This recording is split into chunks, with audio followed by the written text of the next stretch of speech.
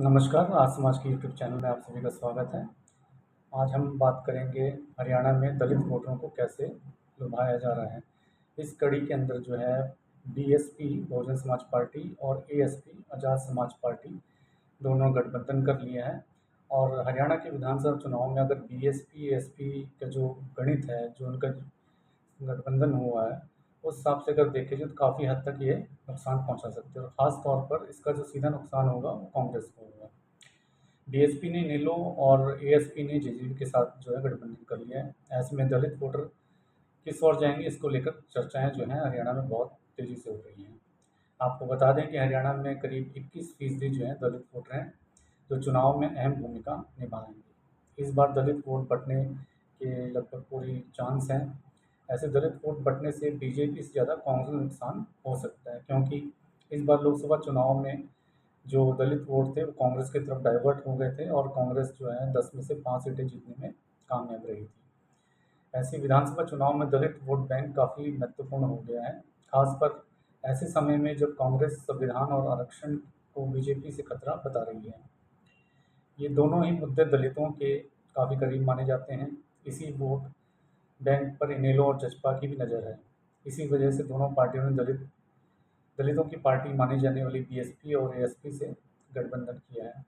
इस समझौतों के तहत जेजेपी 90 में से 70 सीट पर, एएसपी 20 सीट पर चुनाव लड़ेगी। वहीं इनेलो और बसपा के समझौतों के अनुसार इनेलो जो है 90 में से 53 सीटों पर चुनाव लड़ेगी और 37 सीटों पर बीएसपी चुनाव लड़ेगी। अब इनेलो और बसपा का जो प्रदर्शन है वो 2019 में कैसे रहा था, कैसा गठबंधन हुआ था, कितनी सीटों पर लड़े थे, इसमें हम एक नज़र डालते हैं कि पिछले जो विधानसभा चुनाव हुए थे 2019 में, उसमें इनेलो ने जो है हरियाणा की 90 विधानसभा सीटों में से 81 सीटों पर चुनाव लड़ा था, लेकिन वह केवल एक सीट जो थी वो जीत पाई थी। वो सीट थी एलनाबाद की। उसकी 81 में से 78 सीटों पर जमानत जब्त हो गई थी। उस चुनाव में इनेलो को 2.44% वोट मिले थे। वहीं बसपा ने 87 सीटों पर चुनाव लड़ा था, लेकिन कोई भी सीट नहीं जीत पाई थी। तो 87 में से तो जो 82 सीट जो थी उसमें बीएसपी की जमानत जब्त हो गई थी। बसपा को इस चुनाव में 4.14% वोट हासिल हुए थे और जसपा ने जो है 2019 के इलेक्शन में जो है 10 सीटें जीती थी। जेजेपी ने 87 सीटों पर जो है अपने उम्मीदवार उतारे थे। जेजेपी को उस समय जो है 14.84% वोट मिले थे। इस चुनाव में भाजपा को पूर्ण बहुमत नहीं मिला था। ऐसे में भाजपा ने जेजेपी के साथ मिलकर सरकार बनाई थी और इस वजह से दुष्यंत चौटाला को डिप्टी सीएम बनाया गया था।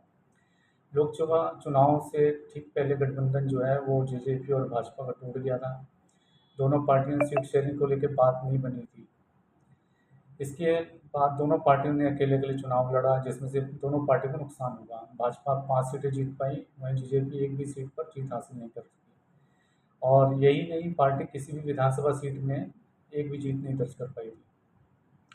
लोकसभा चुनाव में बसपा और जेजेपी का प्रदर्शन जो है 2019 के लोकसभा चुनाव में अगर देखा जाए तो 4.9% वोट मिले थे, जबकि बसपा को 3.65% वोट मिले थे। वहीं इनेलो के खाते में केवल 1.9% वोट गए थे।